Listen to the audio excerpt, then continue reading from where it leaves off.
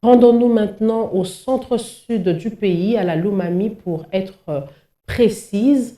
Placés sous mandat d'arrêt provisoire, le comptable et l'ordonnateur délégué des finances ont été détenus pour 3 jours selon une demande du ministère public. Les deux personnalités ont été conduites à la prison centrale de Louboudi. C'est là en attendant les enquêtes sur un prétendu virement des fonds d'investissement dans le compte privé du gouverneur intérimaire sortant. Sylvain Fizé-Moukadi. C'est depuis mardi 10 mai 2022 que l'OD et les comptables du gouvernorat de Lomami sont détenus à la prison centrale de Loudimbi sur ordre du ministère public.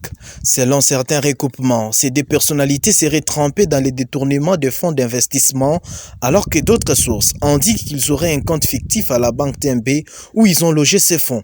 Ces comptes appartiendraient au gouverneur intérimaire sortant Edouard Moulumba Mujandambu selon les mêmes sources. Interrogé à ce sujet, le ministre provincial de Finances, Timothée Chiteloukombe, a tenu à éclairer l'opinion. Selon lui, il n'y a jamais eu ni compte fictif de la province, ni argent d'investissement viré dans les comptes privés du gouverneur intérimaire Edouard Moulumba Mujandambu.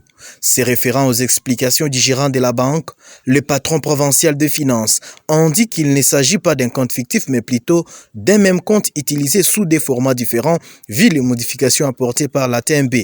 Selon Timothée Chité, ici est de signaler que l'ordonnateur délégué de finances et les comptables seront libérés ce jeudi 12 mai car le processus de leur relaxation a été déjà entamé le mercredi. Depuis la province de Lomami, Sylvain Fizé-Moukadi Biwan.